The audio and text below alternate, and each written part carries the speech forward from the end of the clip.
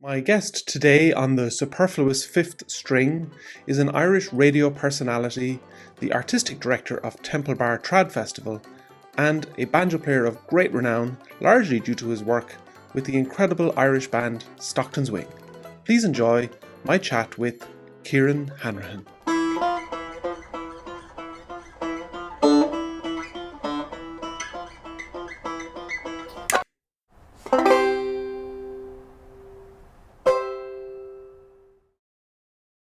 It's a pleasure to introduce Kieran Hanrahan, one of Ireland's best known and I think best loved tenor banjo players, and somebody who has been at the forefront of the development and the popularity of Irish banjo for many decades. I think, Kieran, without making you sound too old, but I think that's a fair assessment. Well, fair play for a man that's trying not to make me sound so old. You've done a fair old job on that. Fair play, and no, but fair enough. Yeah, I mean, I suppose I'm playing banjo since the 70s and the early 70s at that. I was kind of a teenager when I started. I was born in 57, so I started playing when I was about 14 years of age. So yeah, like my life in the banjo does go back a long while. And like that time when I certainly started playing, there were very few. Even when you started playing yourself, there wasn't a huge population of banjo players in the country, but there were less so when I started playing back in the 70s. But yeah, it does go back a while. And yes, I am old. Take a look at the head. Take a look at my head. Where did you come across the banjo? And as you said, I started playing banjo in the 80s, and there were very few banjo players. And I heard the banjo and I went, I love this and I have to have it. And even at that time, there weren't that many people playing banjo. So I can only imagine in the 70s there were even less. There were less, and I think no more than yourself, my reaction was exactly the same when I heard it. Now, we had a record of the Dubliners, of course, most houses had them at that time. There were few enough LPs doing the rounds that would have a bit of traditional and folk music. The Dubliners were amongst that cohort. So we had an album. So I was sort of, let's say, exposed to the sound of Bernie McKenna when I was very young. We were also, being from County Clare, very familiar with the Kilfenora Ceilidh Band. And of course, Jimmy Ward was the banjo player with the Kilfenora. So no more than yourself, it was the attraction of the sound. I was in Tuna at a county flat, it's possibly 1970 or 71. And Enda Mulcair was playing there. He's one of the legendary Mulcair family from Crusheen. I'm sure you know Desi and the late Brendan, of course. But their father was a fiddle master who travelled the country teaching music. He was the first man to set up classes in traditional music in the country with the VEC and Coltus. Jack Mulcair was the man that designed that originally. And the reason I mentioned Jack was he was onto my father. He thought I should be playing the fiddle. He thought I'd make a fiddle player. I played the tin whistle and the harmonica before that, but Jack thought I'd make a great fiddle player. But I was actually attracted to the sound of Jack's son, which was Enda Mulcair, who played at that fla in Tuna in the early 70s. And I heard it live for the first time there. And I knew then that was the instrument that I wanted to play. I really knew nothing about it, about its setup or anything. My parents eventually got me one, an old John Gray. And I went to Jimmy Ward, actually, from the Kilfenora for him to tune it up. He was working in Limerick, so he was coming through Ennis. My father knew him. He was in the building trade. And as he was driving through Ennis, where will we meet? Outside Kelly's pub there on Carmody Street. He just opened the car door, took the banjo, tuned it up for me, put it back into my black plastic bag, and headed home. It was never going to be out of tune again. So that was how it started, you know. And what's a John Gray? I've never heard of a John Gray banjo. It was a collector's item. No, it was just one of these cheap banjos that was made. I bought it I think it was my parents got it in Savins music shop in Limerick. I didn't hold on to it because I went from there to a framist because Desi Mulcair, who was a brother of Enda's, he brought me to Raftery's in Galway to get a framist banjo, and we thought we'd never again see a poor day with banjo sound once we had the framist, because there was a bit of drive in that, a metally kind of drive, but it was in it. And what did you make of there's a big bar at the bottom of the framist on the tailpiece. that always bothered me. I could never get my hand into a place where it didn't hurt. It seemed to be an incredibly difficult banjo to play. Well, we were kind of told when we were setting it up actually to press that right in against the skin of the banjo. You know that you'd improve its output if it was okay. This was the science we had at the time. So it was quite low behind the bridge for me, and I used to play a fairly low bridge anyway. So it didn't affect me too much, but I felt that the metal on the banjo itself used to kind of almost cut into your skin. If you sweated at all, the metal kind of degenerated, or at least the outer coat did. And then you'd have all these kind of marks in your hand from playing. But no, it didn't bother me from that point of view. I just settled into kind of playing it as I got it. It was recommended by Desi. He had one. He played with Joe Cooley at the time. And I had the honour of meeting Cooley as a young fella, and we kind of based our music around what Cooley was doing. He was only home for a year, let's say, before he passed away, but he was a legendary figure, and Desi kind of introduced us to him as well. So all that whole scene for us as kids, we were absolutely blessed that we had those kind of connections. But there was a guy called Sean Horn who was from Manchester, and he was living in Ennis, and he actually unravelled, let's say, the playing of Bernie McKenna for me. He was a banjo player, but not a virtuoso, but he was able to understand what Bernie was doing. And of course, he then started showing me how I should approach it. Kind of listen to Bernie doing this, listen to him doing that. And I remember I had a plectrum. It was nearly like a button. It was so hard because we couldn't get it loud enough, you know. He just said to me, "Look, why don't you just try a softer plectrum? And if you want to play really loud, get a microphone." So that was his advice to me at the time. And was there much teaching of the banjo? I mean, did you just bring it home and start picking away at it? Did somebody say you need to do this number of downstrokes and this number of upstrokes and alternate them? No, there was none of that. I think what Sean did point out, I met Bernie, in fairness, he playing in a concert in Scahill. He played out there with the Dubliners. And so you were picking up tips as you went, but there was no technical approach. Sean possibly was the man that kind of said what Bernie was doing and how he was getting it, and that everything wasn't on the downstroke. There were upstrokes that all this kind of stuff. It was brand new. I actually went out to Frank Custy, played the banjo. He taught an awful lot of music in Tuna, Frank did, but he told me that he went to Jack Mulcair's classes. He was amongst the first students. And he wasn't a musician, he was a hurler. But he picked up the banjo and the fiddle, and he learned whatever he learned from Jack Mulcair on a Thursday night in Ennis at the Tech at the classes. He brought to his classroom in Tuna the following day, and that's how Frank kind of developed his teaching of the instrument or the music. But he played the banjo, and when I had mine tuned and back in the bag and back at home, we went to Frank Costello to say, "No, Frank, I have a banjo. What will I do next?" Wow. So he just said, "Well, why don't you try Paddy's Return?" That's what he said to me.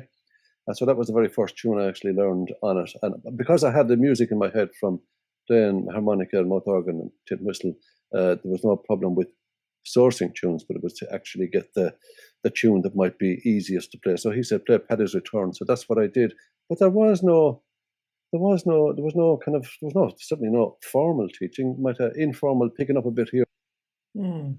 And do you think you were lucky, Kieran, in terms of the technique then that developed naturally for you?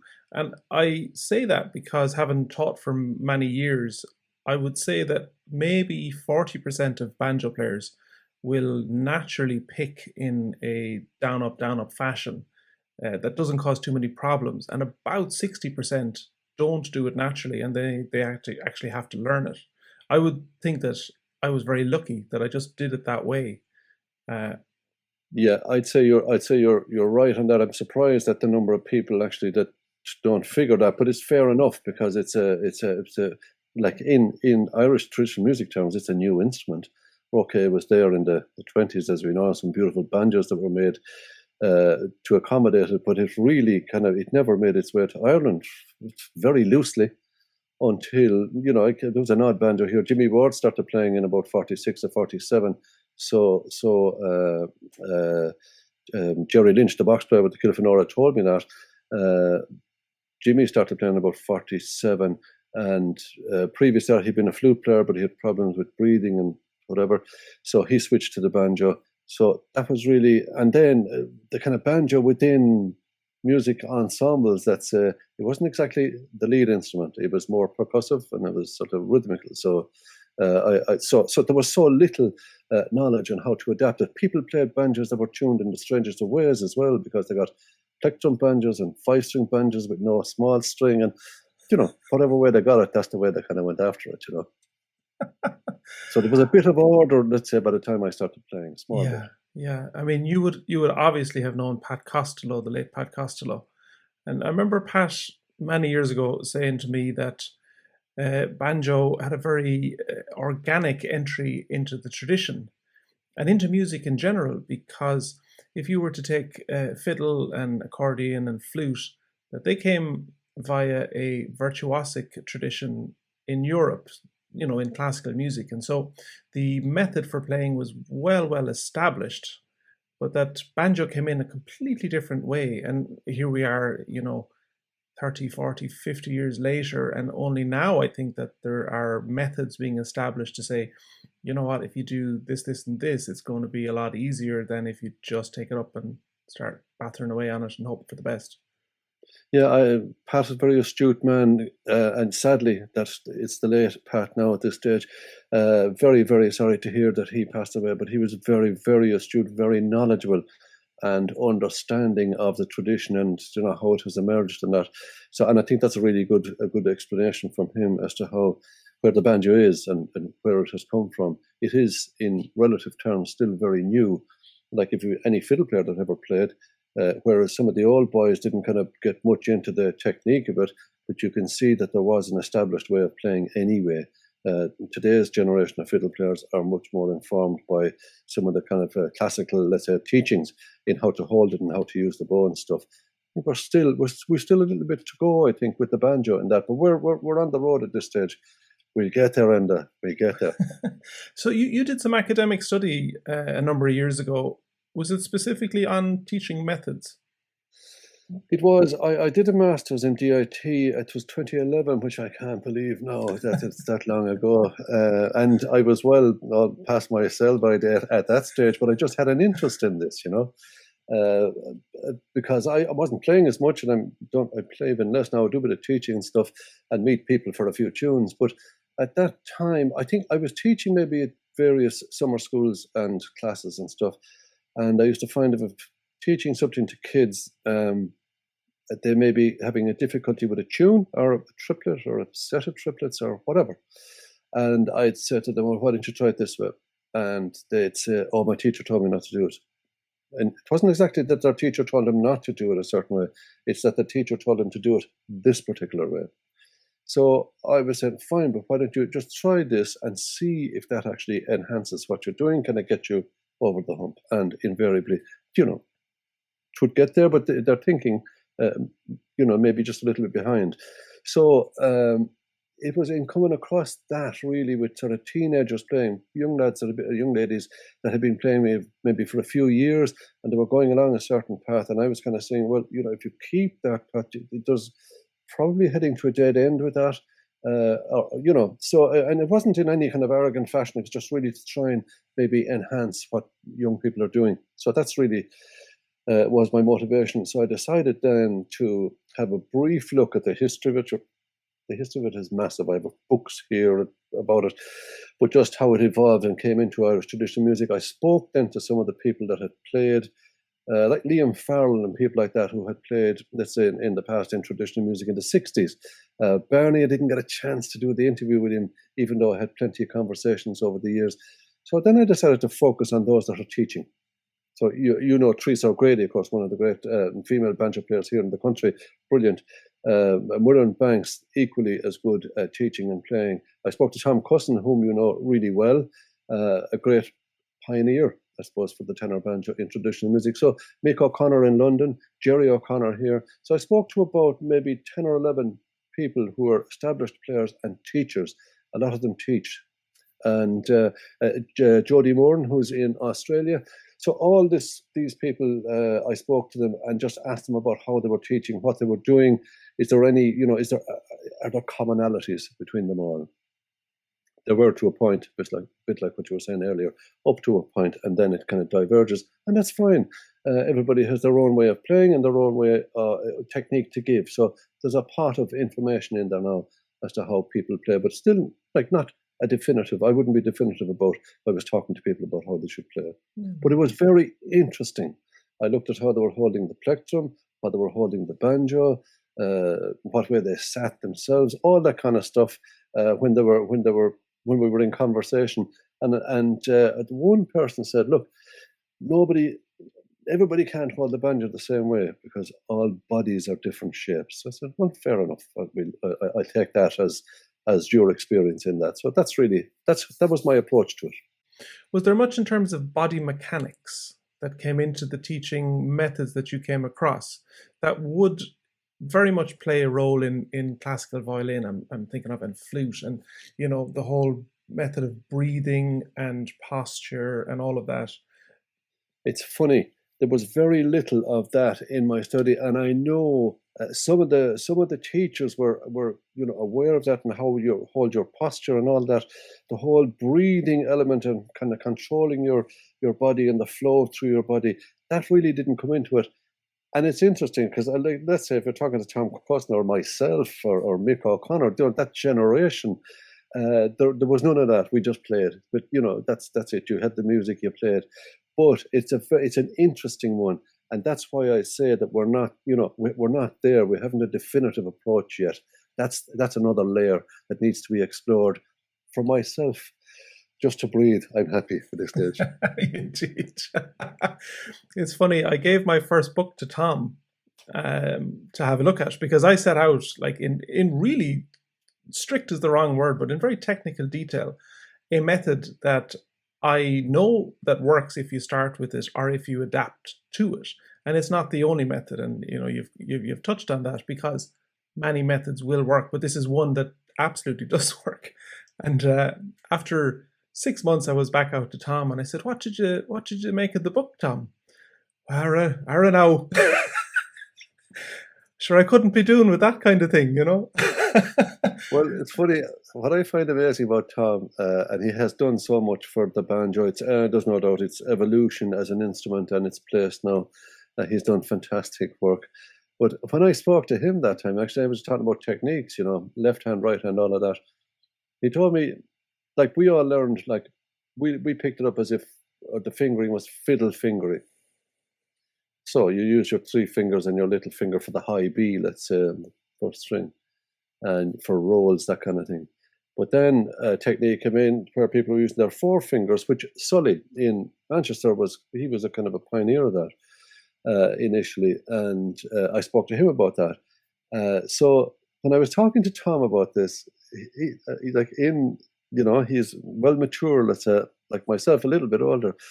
He said that all the early tunes that he learned with the 3-finger technique, but then in the last 10 or 15 years, he's learning this 4-finger technique. So any new tune he learns with the 4-finger technique, and if he's playing one of the old tunes, he goes back to the 3-finger technique when he's playing. So, So that's why I'm saying what the point that you're making about that whole sort of how you kind of conduct your body and hold your body when you're playing, I think that needs to be explored, and for the instrument to kind of move on to the next step. There's an American banjo player called Buddy Wachter. I think I played a video many years ago for you, and now the music is technically amazing. Like, it's almost ununderstandable how he does what he does on a technical basis. But I bought his DVD many years ago when people had DVD players, and he talked all about body mechanics. Like, the first half of the tutorial was about relaxation, breathing, how breathing drives oxygen through your muscles and keeps them supple. I thought it was fascinating. And then I watched Chris Thiele, the American mandolin player, and he did a tutorial when he was like 14 or something like that. And again, it was all around body mechanics, posture, making sure that you don't have too much tension from the top of your head down through your elbows and so on, because it has such a huge impact on the picking, essentially. I think it's a huge part of Irish banjo, and I do a lot of workshops, and I often start with breathing. And you can take the temperature of the room fairly fast when you say, "Now we're going to talk about yoga breaths now when you're playing the banjo." Yeah, but it makes such a difference, Kieran. It really does. No, I agree with you. But for my generation, certainly playing and I would say for the older, like people who played traditional music on fiddles, any other instrument, they picked up the instrument and they played. It was about the music rather than the instrument, if you know what I mean. We liked the sound of the instrument, but we were trying to knock the music out of it. And that's really where I kind of came from musically. It's when I be teaching, I work with third level students now in college, and they have all access to all of that sort of stuff. So I still just work on the music, but there's no doubt. I just feel that there's so much more to be done on that, and to get people to kind of relax those muscles. I often think of Joe Burke on the accordion playing, and there was certainly no greater. I mean, he's an elderly man now, but he was certainly a pioneer, and he was brilliant. Even generations after him still couldn't kind of do what he was doing. But I often thought when he was playing the accordion, if you saw Joe playing away, and he'd be absolutely just stunning music coming out of him, but he'd throw the shoulders every now and again. I often reckon that was getting the flow back in, to the body, even though people thought, oh, Jesus, the shoulder kind of going for the tune. But I reckon it was that sort of relaxing the muscles, giving them a chance to kind of work back into their posture again. So there's something in it. There's no Jesus, Mary, and Joe Burke. Well, no doubt he's certainly one of the Trinity anyway, that's for sure. Kieran, take us right back to Stockton's Wing. A hugely influential band, like right out on the edge of the tradition. Actually, probably way past the edge of the tradition in many ways. A Celtic rock band before such a thing even had a title. Where did the idea come from to marry very traditional Irish music with rock and roll? Probably that's a few different things there, I would say. Morris, Paul, and myself. Morris, a good friend of mine, Paul, wrote. Morris, the fiddle player, Paul, the flute player. Paul is my first cousin. We played a lot of music together. Morris came visiting to Ennis, and we played with the Flanuas and all of that. So we'd meet and play tunes. So we liked what we were doing. We were a kind of younger, kind of brash young fellas playing music, kind of a bit of attitude, maybe, I don't know. But we kind of came together kind of musically when in the 70s, like bands were forming. Planksty had just emerged. Band were going from the early 70s. Dead Donnan were getting closer to what our sound would be. So there was almost a license to form a band, and that's what we did. We formed a band because people formed bands, basically. It was something more to do with your music. And we liked each other. I knew Tommy very well. He was living in Limerick at the time, but he used to be a lot of his time in Ennis. That's the Bowron player. And Tony Callaghan was our guitar player. But I had played in a group with Tony Callaghan and Noel Hill and Tony Lennon before that, group called Inchy Quinn. Made one record, and that was it. It ended. So Tony, Morris, myself, Paul, Tommy formed Stockton's Wing. And it was ambling along, let's say, because there was an excitement and a rush in the music, that we loved playing music together. And when we got to studios to do a bit of recording, the first one's if you listen to the first album, it's pure. It's just pure trad. Arranged in some way, thanks to, let's say, the likes of O'Reilly, they kind of giving you license to do that kind of stuff. But when we got to studio in the late 70s, maybe 80, 81, Mike had joined the band by then as a singer, so it was kind of evolving, the sound was evolving, and we were doing a few songs that weren't exactly traditional songs, for sure. They weren't anything near traditional songs, but we were adding a bit of percussion and some bass. And PJ Curtis was our producer, and PJ is just a man of great wisdom when it comes to music and what might work and what doesn't work with stuff. And we learned so much from him in studio. So we were doing all sorts of things in studios, trying to make sounds. And I suppose the fear at the time was, well, just if you're doing it on the record, you have to be able to reproduce it on stage.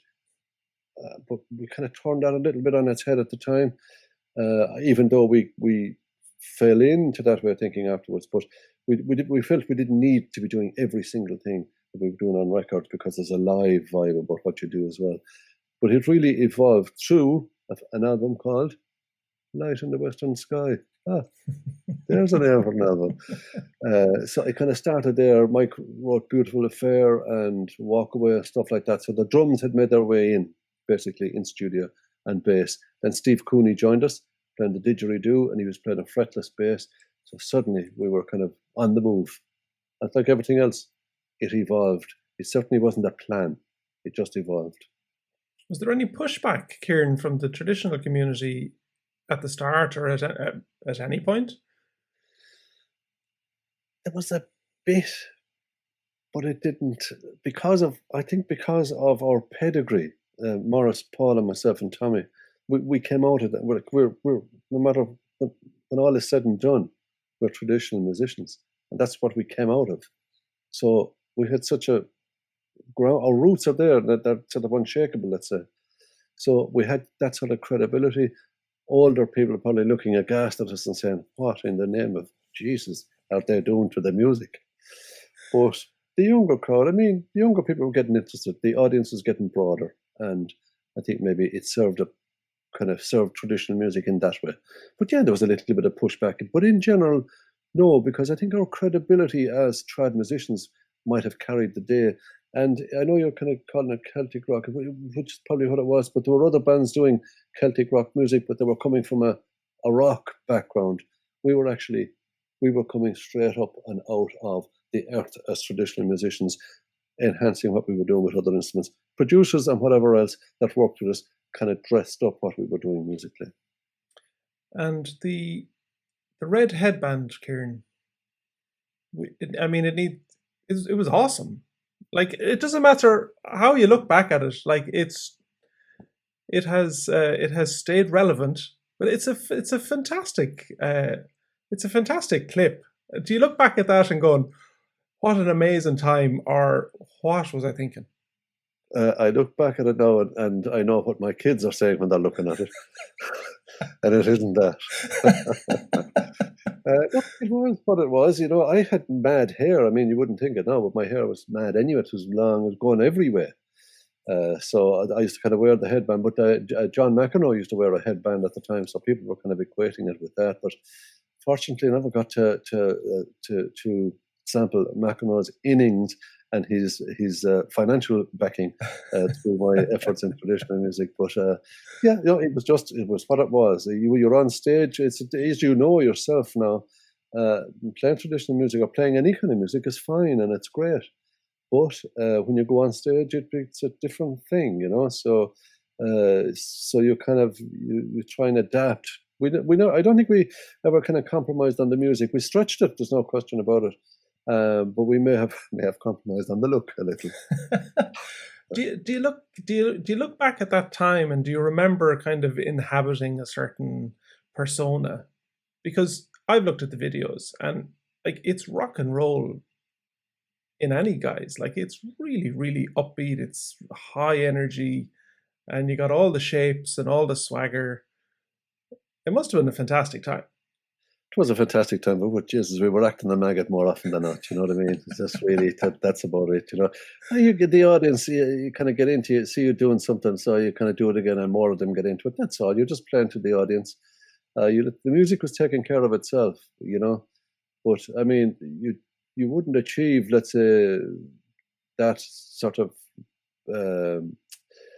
audience reaction by just sitting there looking at the floor, which is what traditional musicians did up to then. We were actually confident enough in what we were doing and how capable we were as musicians to be able to kind of take on that and have a bit of fun on stage while we were doing it. And I think that there's probably where there might be a difference from yesteryear, is that young traditional musicians now coming through are a bit more confident about what they're doing. It's cool enough to be playing trad music, so they're a bit more confident about what they're doing. Maybe at that time we were a bit different because we showed that sort of brashness or whatever it was. I've seen wee Banjo 3 on stage not that long ago, and they were fairly leathered into themselves, So, license to dance. Yeah, we had to take the headband off Martin Howley.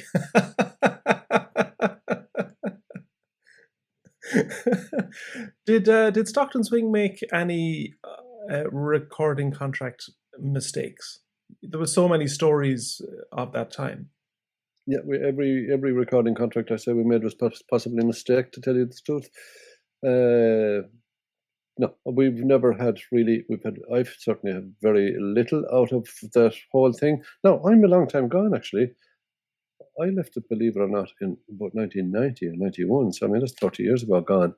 There's Universal Records have just picked up the original recordings now and kind of remastered them and done something with them. But I wouldn't be holding my breath. I mean, they're a good company and they'll put the thing out there. But once I moved away from it, I left it behind me. It cost us a fortune at times. You know yourself now, when you're working with a band, it's great. The income is pretty good. Everyone's doing fine. There's a rainy day, not as bad as what has gone on for the last 8 or 9 months, but there's a rainy day coming, so you make some provision for that. And then you also make provision for what you're doing either on stage or going into studio. So we kind of kept investing back in, trying to get more out of it. But I'd say our very first record that we made, we signed a contract, and I think the word was that the record company would endeavour kind of to pay a royalty, and of course you can endeavour, doesn't mean you have to. Did it come to a natural conclusion? Did it just run its course? Did you get fed up with the lifestyle, or did something else come along that was more intriguing? I tired of the lifestyle, to be honest about it. Things were different. Things were very different. If you go, there's Arts Council and there's grants and there's Culture Ireland, as you know, and there's all these bodies that are helping artists to kind of get their music out and across the world. There was none of that when we were. So you were depending on income, and like we used to cross the Atlantic in the 80s. We might go across to the States maybe 3 or 4 times a year, and we never did long extended tours. We were never interested in those.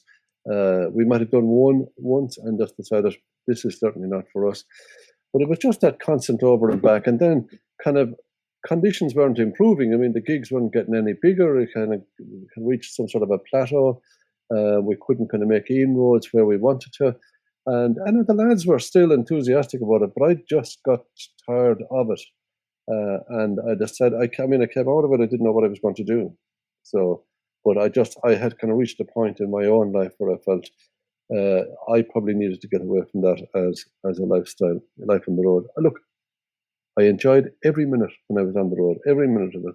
The crack was mighty, but we got into it without having a business plan or a game plan. We got into it, as I said earlier, because that's what you did with bands in the 70s. You made up a band and you went off and played. So we didn't have really a master plan as to how we'd kind of get through. So once we got to about 19, maybe 88, 90, we went to Australia, New Zealand, fantastic tours there, and then back out to the States. And I thought, I kind of have probably seen enough of this at this stage. So I kind of was in the band for about 6 months after I had made the decision. I spoke to the lads about it, and they were cool. They said, "Grand, but let's ease out of it and get somebody else to fill in there." I enjoyed it, but it was time to move on for me. And I came back. I did nothing for a while. I couldn't believe how bad my playing had gone, actually. Really? Yeah, which was interesting because it had gone rough, maybe somebody said, "Sure, Jesus, it was always rough, like." Yeah, but it was as a result of playing in the band, and then I was playing a lot of mandolin and not enough banjo. And then when you're playing banjo and you're acting a maggot and you're not taking your music seriously, you're just banging away. And so when I sat down to actually play and to do something, just to play a few tunes, I felt it just wasn't going. It wasn't going to where I wanted it to go. And how that came to highlight itself was Tommy Hayes asked me to record a couple of tunes. He was putting a solo album together. He asked me to record a couple of selections with him, and I went to do it, and I wasn't that happy with what I did, I have to say. So I decided then I'd try and retrace my steps a bit. I never got back to maybe where I was. Well, I wasn't expecting to go back to where I was anyway, but I tried to retrace my steps and try and understand better what I was doing, and it wasn't a bad exercise either. Yeah, I think that is part of the price that's paid by playing in a band that's very loud or playing very loud music at festivals. I mean, I played with Stockton Swing for about a year, and it's incredibly loud on stage. And even with We Banjo 3, we do big festivals, it's loud. And your playing is affected. I don't know that it's avoidable in any sense. I look at the bluegrass players, the really great flat picking guitar players, and they don't seem to be affected the same way. And I do believe that they train that lightness in their hand, and then they don't sacrifice that regardless of the volume that they're playing at. I just think that you try to be, well, what you become then is part of a sound. Your kind of unique person and music is almost sacrificed to the band sound. That's okay. That's what you sign up for. But it's maybe to understand it. I didn't understand that till I was kind of finished with it. Mm. So that's why I kind of retraced my steps a bit. So But you it's came, interesting that it's loudness, yeah. yeah. So you came out of Stockton's Wing. Had you a qualification in anything, Kieran? And what did you go heading off doing? And how did you end up doing what you're doing now?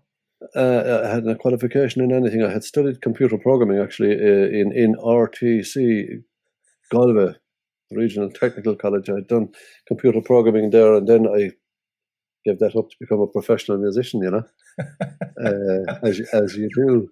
But no, I decided then after when I started working and trying to figure out what I was doing, I decided, well, I'll make a CD. I think that was about, and that was that was about 97, I'd say. Yeah, it was around that time. We had two young kids. We had a 2-year-old and a baby, I think, Connor. So while I was looking after them at home, my wife was working. And so I started to do a bit of practice at that stage. So it was a few years before it kind of evolved. And then I think in 97, I had decided, let's say 95, I'll make an album.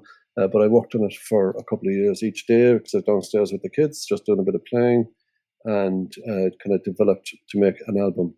But in 91, at that time, I had put a tape together. I travelled with Peter Brown. Actually, I was playing a few tunes with Maureen Fahey and Tommy Hayes down in Wexford. And Peter Brown was coming down to record it for radio. So during the course of the journey, I was talking to him and saying that I wouldn't mind to try and get into radio, because I had a reference from Oliver Barry, who was our manager when we were on the road. He heard me doing an interview one day on radio, and he said, "Jesus, there's great timbre in your voice." Now, anybody else has said there's great timbre, but he said there's great timbre in your voice. Have I ever thought of radio? I said I hadn't. So anyway, the long and the short of it was I made a demo tape. And Oliver comes back into this because he had started Century Radio, which is an independent radio station in Dublin, and said to me, "Look, if you ever want to do anything or, try out in the studio or do it," he said, "be sure you can come in and join." So I had access to a studio there, and I just started introducing bits and pieces and made this tape eventually and sent it into RTE, and I was invited in. I actually got voice training. It wasn't really voice training, but it was training because they couldn't change my accent anyway. But it was kind of at the end of that era in RTE, there were kind of trainers and delivery people and this kind of stuff. But what I was advised was, because you start writing these scripts that are just gorgeous English in them, but it's not the way you speak. So I did a bit of this, and I remember the woman said to me, "That's not the way you speak. It's great, but it ain't the way you speak. So go back and write that link as if you were speaking it." So, which is what I did, and really started developing from there. So I presented a program called the Flag Club for a couple of years. That went by. The board, RTE, had changed their policy from specialist music programs to broader music programs, and then a vacancy came up on Cayley House, and that's 26 years, nearly 26 years ago. And I was asked if I'd be interested in taking over Cayley House, which was a program that had been running for the previous nearly 40 years. So it was a bit of radio history, I suppose. So I started on that, and we started traveling. I have to say I was in my element because we were traveling around the country, back to the places where I might have played tunes myself as a young fella, seeing all these new generations and the older generations, and the whole environment was where I came from. So back there working. So I've been doing that for the last 25 and a bit years. It's fantastic. And And I love it, I must say. Yeah, I mean, and now you're very firmly established as the voice of Cayley House. Well, I suppose after 25 years, but who knows? I mean, with the way radio is and the way things go, they kind of, it's cyclical too, kind of radio. New people come in with new ideas, so that kind of changes. So you never know where that goes. But let's say I would be happy with my output over the last 25 years. I've enjoyed it. I really have loved the whole idea of getting back into the environment where I came out of. What do you think of Cayley bands?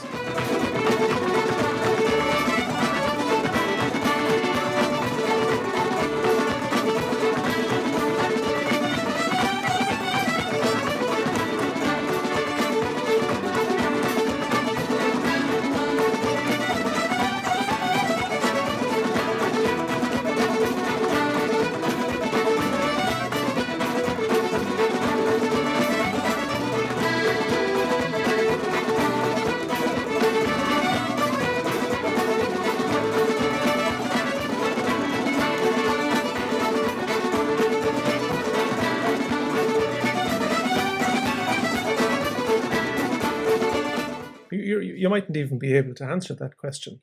As a musical oddity, in my opinion, and I'm not saying whether they're good or bad, and I know that people absolutely adore them, and I'm thinking of the Irish session, and you're in the pub, and everybody's playing, and largely everybody's playing the same tune in a completely different way, and it might go 7 times, and it might go 11 times, and then it goes into 17 more tunes, and it's free, and it comes up and it comes down, and people leave and they come in and they come out, and it's the magic of Irish music. And then you have Stockton Swing, which is, choreographed, and it's exciting, and it's driving, and it's playing for the audience. And then you have a Cayley band where they're trying to match the bow strokes so that they look the same, and you have a drum that's keeping everybody together and a block for the second half. It's a very unusual thing that exists in Irish music, I think. I don't know anything about the history of it. I love it. Look, I was brought up. Cayley band, they're there for dancing. If you listen to some of the now, it's a bit more homogenized now in the sounds. They were very different. If you go back to 50s, 60s, 70s, bands had different sounds. The Bridge Cayley band had 4 fiddle players, unheard of, and they had 4 fiddle players because they couldn't contact the banjo player when they were putting it together. So they got another fiddle player. That was Owen Hackett. He was supposed to play with them, but they couldn't contact him because he wrote a letter to somebody at that time if he wanted him to come somewhere. Times have changed. So they had 4 fiddlers, let's say. The bands over in County Louth, I can't think of the name, I'll think of it again, piano accordion sound. There was a particular Cayley sound that was kind of Fear Cayley, 16-hand reel, all this kind of stuff. Then there was the Bridge. Then you had the Kilfenora driving sound there, man. John Lynch has the greatest expression that he got from his father, actually. His father often said, when he'd hear them playing the new version of the band, he'd hear them playing, he mightn't like it, he'd say, "Your job is to put them through the roof," he said, "not stick them to the floor." So that was his definition of good music, so good driving music. But then you go to the Tulla, and it's a different swinging sound. If you consider the likes of Joe Cooley played in the Tulla, Paddy Kenny, PJ Hayes, all these great musicians that played. Mike Flanagan, the drummer from West Clare, actually, brilliant Mick Flanagan, brilliant drummer with beautiful swing in his music. They were very different. They're a bit more homogenized now. Kilfenora are still uniquely the Kilfenora. I worked with them on a couple of albums over the years, and they have a particular sound and drive and a tradition, and that's what it has expanded, but the core of it is still that. The Tulla, if you listen to the Tulla, that whole swing is still in their music, it's just in it. There's a way that they play, like get Martin Hayes playing fast, but the way Martin Hayes, when he's playing slowly, there's a beautiful swing and a movement. Well, it's that kind of speeded up with the Tulla. There's just something. And if you hear the Tulla there and you hear the Kilfenora, you can hear the difference. In competitions and so, the Shaskeen, I mean, in fairness, there were Tom. There was a particular sound, but it was kind of a banjo driving sound, I think, anyway, was what was the distinction in the Shaskeen. So there were different bands that, they play in competition and they go on the clog box for the sort of the middle eight, let's say, and then they're back onto the drums, and it's very organised and that. But I know people that get involved in this. It's like being involved in a team. It's like representing the parish. It's just, and I can't get over the amount of younger people that get involved in this, and highly accomplished musicians, and have sacrificed their, solo kind of persona to be part of an overall sound. So it's good. You need to hear some more Ceilidh bands in there, I think. I should have asked you years ago. I'm intrigued now. You make it sound It very is intriguing. It's brilliant. I mean, I go to the All Ireland Senior Band competition each year. Oisin McDermott had the most beautiful Ceilidh band one time. They won in All Ireland, and then they kind of drifted away, which was very different from a lot of other Ceilidh bands. A lot of them are driving it and hitting these strong notes, and it's interesting to hear how they kind of build up within a tune and they bang hit that change of the reel. It's just great crack, and you hear the audience is kind of just rising to this all the time. It's a bit of crack. It's a bit of fun in general. You know. But it's brilliant. It's just great to be around it to see it. Brilliant, yeah. I think the rebel without a clue banjo player in me when I was 13 or 14 and was being constantly told, you have to leave out all of the trebles and play with everybody else. And I was like, I don't like this. This is this is ridiculous. And I never got to experience what you're talking about. No, I get that. I get that. That may be just now we were talking about teaching earlier on. It may be just down to, just kind of slight misdirection and that. But I would understand too that the individual isn't fully catered for within it. So that's about what you do with the tune. Then usually the box player is the driver, the fiddle players kind of lay the layer, and then whatever else is there was a concertina or a flute players, it sits on that kind of layer. They're the fiddle players like the kind of silk that sits on top of the accordion, and everything else sits on that. And the drummer is there, and the piano player is there, and it's between them. It is bump bump, and away you go. I love the crack that's in it. It's interesting. At the Fla in Drogheda a couple of years ago, there were two Ceilidh bands from Japan. Japanese natives that put two Ceilidh bands together, and they gave it a good old shout, I must say. So it's a bit of crack. It's nothing more than that. I would say I wouldn't. I think if you're involved in it, if you get inside it, you see it. Yeah. What's next for you, Kieran? Do you play an awful lot of banjo? Do you play much banjo? Very little. Yeah. No, very little. I play a bit. I mean, I have banjo. I have Dave Boyle, as you know, and God be good to Dave as well, who passed away last year. The whole sort of banjo community were shocked. Dave went and Pat went last year. But Dave's banjo kind of actually gave me a new impetus, really. He was developing them. He used to come over here with them. And he often quoted me, actually. He'd make a banjo, come over and say, what do you think? And a bit tinny or a bit, hollow, and the sound. All this kind of stuff was going on for a couple of years. And then he arrived at 4 one day, and they were all slightly different. I picked the one, but I had a kind of a Wayman tone ring in it. And that's what kind of got me back interested in playing. To be honest about it, I was encouraged because it was a decent Irish banjo and playable. I mean, Tom Cusson was in Galway, but Dave was here, Kerryman, living just outside Dublin City. So, and I knew him through another friend of mine. So that's how that friendship and the banjo kind of developed with Dave. But that's really what kind of got me back playing, kind of encouraged me to play. But I meet some friends for a few tunes out in the pub, which you can't do, which I haven't done for nearly 12 months now. And I do a bit of teaching online, teach students in college. And outside of that, very little. I did play a bit here. I decided, God, I'll do what I did 25 years ago, do a bit of playing, try and analyse what I'm doing. But that only lasted a couple of days, with this pandemic. And, jeez, I have enough of that. But I enjoy it. I have a lovely Deering banjo, a calico that I play as well, and it's a beautiful sounding banjo. It's just beautiful here in the house. Finally, Kieran, what's your favorite phrase to describe a banjo? Well, it's not my phrase, okay? But it was thrown at me one time by, I don't know, you know the legendary Patsy Hanley. Yeah. He said to me one time, we were on a Cultus tour in 76 or 77. He said, Hanrahan, I wouldn't like your banjo. Why is that, Patsy? Tis all being a no effing bong. So that was his description of my banjo playing. And I'd say about 20 years later, I met him somewhere up in Roscommon. I said, geez, you know, Patsy, this always stuck with me as a phrase.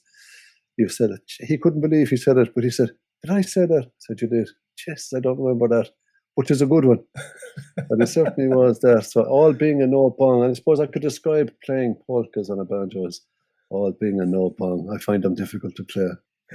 I completely agree, and have had a lot of crack with banjo players who love playing polkas, because I think they're absolute nonsense on the banjo.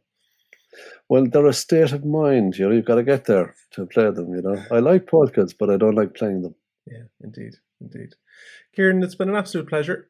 A wonderful trip back through your banjo history, which is fascinating.